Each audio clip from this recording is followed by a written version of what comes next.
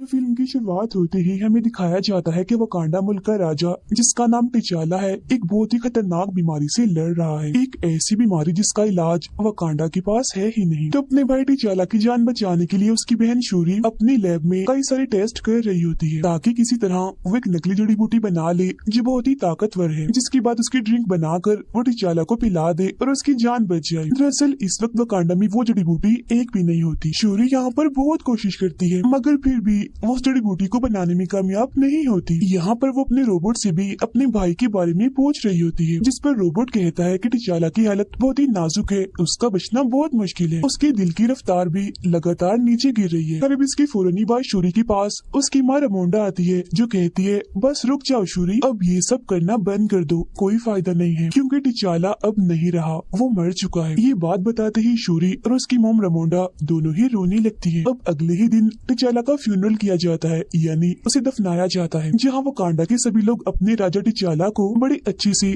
आखिरी good bye करते। अब ऐसे ही करते करते एक साल गुजर जाता है, जहाँ वकांडा ने ये वक्त अपने किसी भी राजा या रानी के बगैर गुजार दिया था। मगर अब एक साल गुजर जाने के बाद वकांडा ने रमोंडा को ही अपनी रानी बना लिया होता है ताकि वो अपने बेटे टिचाला की जगह लेकर वकांडा को संभाल सके। इसके बाद हमें समंदर में एक बड़े से शिप को दिखाया जाता है, जो शिप दरअसल वकांडा की एक लैब की तरह ही थी, जहाँ कुछ साइंटिस्ट एक खतरनाक मेटल पर रिसर्च कर रहे होते हैं। मगर तभी कुछ सिपाही आकर यहाँ हमला कर देते हैं और चारों तरफ से शिप में घुसने की कोशिश करते हैं। ये लोग दरअसल यहाँ उसी मेटल को चोरी करने के लिए आए थे, मगर तभी इधर वकांडा के सिपाही भी आ जाते हैं और उन चोर सिपाहियों पर हमला कर देते हैं। वो इन्हें काफी मारने के बाद बंदी बना लेते हैं और अपने पास कैद कर लेते हैं। इसके बाद हम देखते हैं कि दुनिया के सभी मुल्कों की एक काफी बड़ी मीटिंग रखी जाती है, जिसमें वकांडा की रानी रमोंडा को भी बुलाया जाता है। यहाँ दुनिया के सभी मुल्कों के लीडर्स रमोंडा से कहते हैं कि आपका मुल्क वकांडा दुनिया की सबसे खतरनाक मेटल की हिफाजत नहीं कर सकता, क्योंकि उसकी हिफाजत करना आप लोगों के बस की बात नहीं है। इसीलिए आप लोग अपना वो सारा मेटल हमें दे दो, हम उसे संभाल के रखेंगे, जिसकी फिक्र करने की भी आपको जरूरत नहीं है। अब उनकी इस बात का जवाब देते हुए रमोंडा कहती है कि वकांडा हजारों सालों से इस मेटल की हिफाजत करते आया है और आगे भी करता रहेगा, क्योंकि हम भी किसी से कम नहीं है। और रही बात कि हम मेटल को तुम्हारे हवाले कर दें, तो ऐसा तो हो ही नहीं सकता, क्योंकि हम जानते हैं कि तुम उस मेटल से खतरनाक हथियार ही बनाओगे, जिनकी मदद से तुम दुनिया को तबाह बर्बाद कर दोगे। इतना कहते ही रमोंडा उन सभी सिपाहियों को भी वहाँ पेश करती है जो वकांडा के शिप में उस मेटल को चुराने आए थे, जिन्हें इन लोगों ने अपने पास कैद किया हुआ था। इसके बाद वो कहती है कि हम सब जानते हैं कि आप क्या सोच रहे हो, यही ना, ये वकांडा का राजा क्योंकि मर चुका है तो उसकी हिफाजत करने के लिए कोई राजा, कोई ब्लैक पैंथर नहीं है, और अब यही सही वक्त है उस मेटल को चुराने का, है ना। मगर मैं आपको याद दिला दूं कि इस गलत फहमी में मत रहना। बेशक वकांडा ने अपने राजा को खो दिया है, लेकिन उसके सिपाही आज भी अपने मुल्क की हिफाजत करना जानते हैं। ये कहने के बाद वो पूरी दुनिया को वार्निंग, यानी चेतावनी देते हुए कहती है कि इसके बाद भी अगर किसी ने वकांडा या उसकी मेटल पर नजर डाली तो फिर देख लेना, इसका अंजाम बिल्कुल भी अच्छा नहीं होगा। इसके बाद हमें दोबारा से समंदर का सीन दिखाया जाता है, जहाँ हम कुछ सिपाही और ऑफिसर्स को देखते हैं। ये सभी सिपाही और ऑफिसर्स असल में अमेरिका और एक एजेंसी के थे। ये सभी समंदर के अंदर उसी मेटल की खोज कर रहे होते हैं। इनके पास एक ऐसी मशीन भी थी जो उस मेटल को ढूंढ सकती थी, जहाँ फिर इसी मशीन के जरिए उन्हें पानी में एक जगह आखिरकार इस मेटल के बारे में पता लगता है। तब उस मेटल को देखने दो ऑफिसर्स पानी में जाते हैं, मगर फिर तभी उन लोगों पर हमला हो जाता है, और हमला करने वाले और कोई नहीं बल्कि नेमोर के शहर के सिपाही होते हैं। नेमोर के इस शहर का नाम टालोकान होता है, जिसे हम अटलांटिस के नाम से भी जानते हैं। अब यहाँ पर टालोकान के लोग सभी अमेरिकन सिपाहियों को मार देते हैं। फिर इधर हमें ये भी पता चलता है कि जब हजारों साल पहले आसमान से ये मेटल जमीन पर आया था, तब वो वकांडा के साथ साथ टालोकान के समंदर में भी गिरा था। मतलब कि ये मेटल वकांडा के अलावा टालोकान के पास भी है, जिसे चुराने ही अमेरिकन सिपाही आए थे। पर अब क्योंकि उनके पास ये मेटल है, तो टालोकान के सिपाहियों ने भी इससे अपने हथियार बनाए हुए। नेमोर जो हथियार इस्तेमाल करता है, जो एक रॉड है, वो भी इसी मेटल का ही बना हुआ है। उधर रमोंडा अपनी बेटी शूरी को एक नदी के किनारे लाती है, जहाँ रमोंडा अपने सफेद लिबास को जला देती है, जो उसने अपने बेटे टिचाला की मौत की वजह से पहना हुआ था। ऐसा उसने इसीलिए किया ताकि वो अपने बेटे की मौत के गम से बाहर आ जाए। असल में ये वकांडा के लोगों की सोच होती है कि अगर हम सफेद लिबास को जला दें तो मरने वाले के गम से हम बाहर आ जाएंगे और हमें उसकी याद भी नहीं आएगी। मगर क्योंकि शूरी इन सब पर यकीन नहीं करती थी, तो वो अपना लिबास नहीं जलाती। लेकिन यहाँ पर दोनों ही माँ बेटी फिर भी टिचाला की याद में रोने लगती है। इतने में ही नेमोर नदी से बाहर निकल कर आता है। वो उन दोनों को अपने बारे में बताता है, कहता है कि मैं टालोकान शहर का राजा हूँ, मुझे आपसे टिचाला के बारे में बात करनी है, जो गलती उसने की उसके बारे में। जब से टिचाला ने पूरी दुनिया से दोस्ती का हाथ बढ़ाया है, सबको वकांडा के बारे में पता चला है, तभी से सारी दुनिया इस मेटल के बारे में जान गई है और ये भी कि वकांडा के पास ये मेटल मौजूद भी है। तो तभी से सब लोग इस मेटल के पीछे पड़े हुए हैं, जिस वजह से मेरे लोगों की जिंदगी भी खतरे में आ गई है, क्योंकि ये मेटल हमारे पास भी तो है। मेरा मानना है कि जब से दुनिया को आपकी मुल्क वकांडा की सच्चाई पता चली है कि आप लोगों के पास वो मेटल है, तब से पूरी दुनिया आपके पीछे पड़ी हुई है। और अगर दुनिया को हमारी सच्चाई के बारे में पता चल गया कि वो मेटल हमारे पास भी है, तो सारी दुनिया के लोग हमारे पीछे भी पड़ जाएंगे और हमारा जीना भी हराम कर देंगे। और हो ना हो बहुत जल्द उन्हें इस बारे में पता लगने वाला है, क्योंकि अमेरिकन के पास एक ऐसी मशीन है जो इस मेटल को ढूंढ सकती है। उस मशीन को अमेरिका की एक काफी चालाक साइंटिस्ट ने बनाया है। अब मेरा मशवरा ये है कि आपको और हमें मिल जाना चाहिए, दोनों मुल्कों को साथ मिलकर पूरी दुनिया को खत्म कर देना चाहिए, क्योंकि इससे पहले कि वकांडा और टालोकान को ये पूरी दुनिया वाले खत्म कर दें, बेहतर नहीं है हम दोनों ही मिलकर पूरी दुनिया को तबाह बर्बाद कर दें, क्योंकि इसके बाद हम दोनों मुल्क सुकून से अमन से अपनी जिंदगियां गुजार सकेंगे। दुनिया को तबाह करने वाली बात सुनकर रामोंडा चिढ़ जाती है और उसकी ऑफर लेने से मना कर देती है और कहती है कि हम अमन पसंद है, हम कोई भी तबाही बर्बादी नहीं चाहते, हम शांति चाहते हैं। अब ना सुनकर नेमोर कहता है कि ठीक है, अगर वकांडा को टालोकान के साथ नहीं मिलना तो कोई बात नहीं, लेकिन आप लोगों को हमें वो साइंटिस्ट सौंपनी होगी जिसने इस मेटल को ढूंढने की मशीन बनाई है, ताकि मैं उस साइंटिस्ट को मार दूं और अमेरिकन मेटल को ढूंढते हुए हमारे मुल्क में ना आ जाएं। अब नेमोर उन्हें एक हफ्ते का वक्त देते हुए कहता है कि मैं एक हफ्ते बाद दोबारा आऊंगा, अकेला नहीं बल्कि अपनी पूरी फौज के साथ, और तब तक अगर आपने उस साइंटिस्ट को हमारे हवाले कर दिया तो हम समझ जाएंगे कि वकांडा हमारा दोस्त है, लेकिन अगर ऐसा ना हुआ तो हम पूरी दुनिया के साथ साथ वकांडा को भी तबाह बर्बाद करके रख देंगे। और फिर ये धमकी देने के बाद नेमोर यहाँ से चला जाता है। इसके बाद रामोंडा वापस आकर अपने जनरल को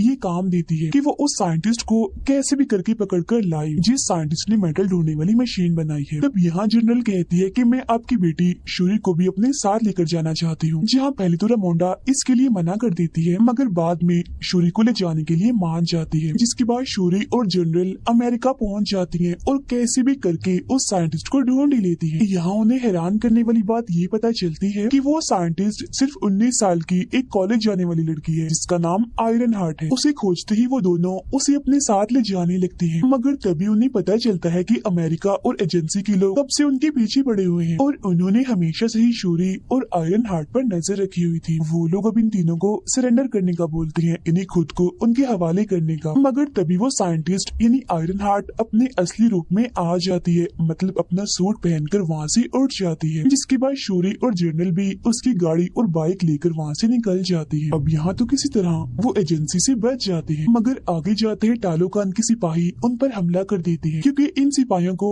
नेमोर ने ही भेजा होता है ताकि वो आयरन हार्ट को पकड़कर नेमोर के पास ले आए। यहाँ टालोकान के सिपाही जनरल से काफी लड़ाई कर रहे होते हैं और आयरन हार्ट को अपने साथ ले जाने की कोशिश करते हैं, मगर जवाब में जनरल भी उनसे लड़ती है और आयरन हार्ट को बचाने की कोशिश करती है, लेकिन क्योंकि टालोकान के सिपाही काफी बहादुर थे इसलिए वो जनरल को हरा देते हैं और फिर आयरन हार्ट के साथ साथ शूरी को भी नेमोर के पास ले जाते हैं टालोकान में। फिर जब अकेली जनरल वापस लौटती है तो वो रामोंडा को इस सब के बारे में बताती है, मगर उसे ये बात सुनकर बड़ा ही गुस्सा आता है कि जनरल होकर उन दोनों को नहीं बचा पाई, इसीलिए वो इसे जनरल वाले ओहदे से हटा देती है। इसके बाद रामोंडा पुरानी जनरल जो कमांडर भी थी उसके पास जाती है, जो पहले वकांडा के लिए काम कर चुकी थी। रामोंडा का मानना था कि वो कमांडर दुनिया के अलग अलग मुल्कों में जा चुकी है और किसी दूसरे मुल्क में कैसे घुसा जाता है इस बात का तजुर्बा उसके अलावा और किसी के पास भी नहीं, तो जरूर यही टालोकान जाकर उसकी बेटी शूरी और आयरन हार्ट को बचा सकती है। रामोंडा सारी बात कमांडर को बताती है, जहाँ वो शूरी और आयरन हार्ट को वापस लाने का बोलती है, जिसके बाद वो कमांडर सीधा टालोकान पहुंचकर वहाँ के काफी सारे सिपाहियों को मार देती है और उन दोनों यानी शूरी और आयरन हार्ट को भी बचाकर वापस वकांडा ले आती है। लेकिन यहाँ हम जान पाते हैं कि जब शूरी और आयरन हार्ट नेमोर के पास थे तब शूरी ने बार बार नेमोर को समझाया था कि आप आयरन हार्ट को मत मारिए, इसका कोई कसूर नहीं है, और इसी दौरान नेमोर ने भी उसे शुरुआत से ही अपनी सारी बात बताई होती है। जहाँ अब हम भी नेमोर के बारे में शुरू से ही जान पाते हैं। हमें पता चलता है कि नेमोर की उम्र 450 साल है, जहाँ 450 साल पहले नेमोर के जो माँ बाप थे वो इंसान ही थे, लेकिन फिर नेमोर की माँ बाप समेत उसके गाँव के सभी लोग बीमारी और गरीबी की वजह से मारे जा रहे थे। जहाँ ये सब लोग मिलकर अपने गॉड से दुआ करते हैं, तब गॉड इनके सपने में आकर सभी को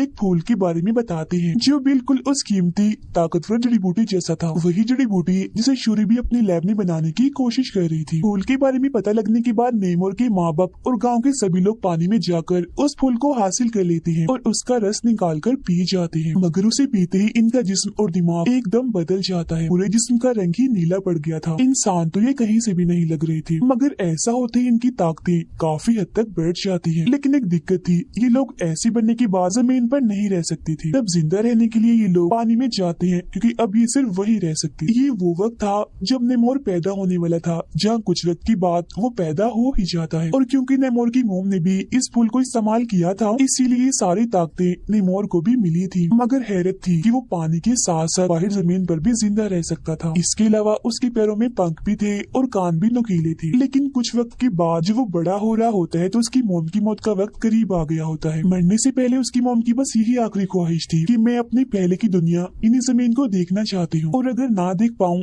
तो मुझे मेरे गाँव में ही दफनाया जाए। अब अपनी मोम की आखिरी ख्वाहिश को पूरा करने के लिए नेमोर उनकी लाश को उनके गाँव में ले जाता है। मगर यहाँ आकर वो देखता है कि गाँव के लोगों पर बाहर के लोग जुल्म कर रहे हैं, जो नेमोर पर भी गोली चलाते हैं। अब उसे तो इस हमले से कुछ भी नहीं होता, मगर उन सभी लोगों को मारकर वो इस पूरी जगह को जला देता है। और बस इसी दिन के बाद से ही नेमोर पानी के बाहर यानी जमीन पर रहने वाले लोगों से नफरत करने लगता है। अपनी ये सारी कहानी बताने के बाद उसने शूरी को एक ब्रेसलेट भी दिया था, जो टालोकान की ताकतवर जड़ी बूटियों से बना था। मगर जब उसे ये पता चलता है कि कमांडर शूरी और आयरन हार्ट को यहाँ से ले गई है और उसने इसके कुछ लोगों को भी मार दिया है, तो ये जान उसे वकांडा पर बहुत गुस्सा आता है और अब वो जाकर सीधा वकांडा पर हमला ही कर देता है। वो यहाँ के एक पूरे शहर को बर्बाद कर देता है, जिसमें जाहिर है वकांडा के बहुत से लोग मारे जाते हैं, लेकिन साथ ही साथ रानी रेमोंडा भी मारी जाती है। लेकिन मरते मरते वो रेमोंडा से कहता है कि ये हमला तो बस एक हल्की सी झलक है, मैं कुछ वक्त के बाद अपनी पूरी आर्मी के साथ आऊंगा और पूरे ही वकांडा को तहस नहस करके रख दूंगा। इतना कहते ही वो अपनी आर्मी के साथ वहाँ से चला जाता है। इसके बाद जैसे ही बात शूरी को पता चलती है कि मेरी मॉम की मौत हो गई है, तो वो बहुत ही दुखी हो जाती है। मगर नेमोर को रोकने और उससे बदला लेने के लिए वो जड़ी बूटी पर दोबारा से काम करने लगती है। वो उस ब्रेसलेट जो उसे नेमोर ने दिया था उसमें से जड़ी बूटियों को निकालकर उन पर ही टेस्ट करने लगती है, जहाँ बहुत जल्द वो ये जान पाती है कि ये भी कोई आम जड़ी बूटियाँ नहीं है, बल्कि इनमें भी ताकतवर जड़ी बूटी वाली सारी ताकत है। ये जानते ही वो इन सारी जड़ी बूटियों को अपनी भाई टिचाला के डीएनए से मिला देती है, जिसके बाद आखिरकार यहाँ वो नकली जड़ी बूटी बना ही लेती है। और जैसे वो इसका रस पीती है तो ये सोचती है कि मुझे मेरे मॉम डैड नजर आएंगे, मगर उसे वो नहीं बल्कि खतरनाक सिपाही दिखता है, जो शूरी को कहता है कि तुम अपनी भाई टिचाला की तरह रहम दिल और बहादुर नहीं हो, तुम बिल्कुल मेरे जैसी हो,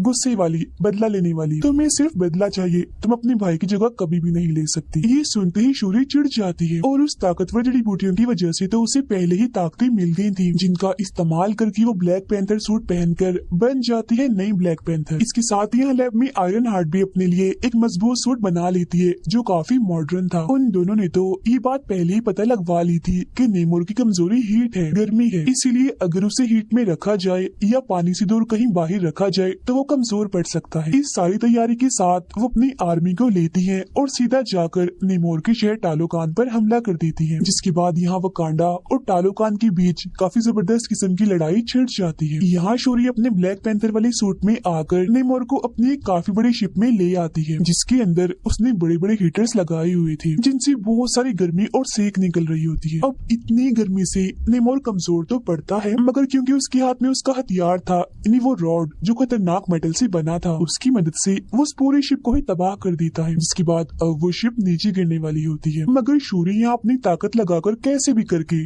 शिप को उड़ाकर एक रेगिस्तान में ले जाती है, ताकि वो नेमोर को पानी से दूर रख सके, उसे कमजोर करने के लिए। अब रेगिस्तान में आकर नेमोर और शूरी के बीच काफी खतरनाक लड़ाई छिड़ जाती है, जिसमें नेमोर अपने रॉड को शूरी के पेट के आर पार कर देता है, जिससे वो काफी कमजोर हो जाती है। ऐसा करने के बाद वो पानी की तरफ वापस जाने लगता है, ताकि उसे दोबारा से ताकत मिल सके। मगर पानी तक जाने से पहले ही शूरी अपने टूटे हुए शिप को तबाह कर देती है, यानी उसे उड़ा देती है, जिससे निकलने वाली आग से इतनी गर्मी पैदा हो जाती है कि नेमोर कमजोर होने लगता है। जिसके बाद वो उसी के हथियार से नेमोर पर हमला कर देती है और कहती है कि या तो तुम इस जंग में हार मान जाओ या मैं तुम्हारी जान ले लूंगी। अब यहाँ तुम्हारे लिए हार मानना ही बेहतर है, क्योंकि अगर तुमने जंग ना रोकी तो बाकियों के साथ साथ तुम्हारे लोग भी मारे जाएंगे। वो शूरी की ये बात मान जाता है, इसीलिए उसके सामने हार मान जाता है। वो दोनों अब एक साथ मिल जाते हैं और अपने लोगों के पास आकर जंग को खत्म कर देते हैं, जिसके बाद अब ये दोनों एक दूसरे के दोस्त बन जाते। सब कुछ बिल्कुल ठीक हो गया था,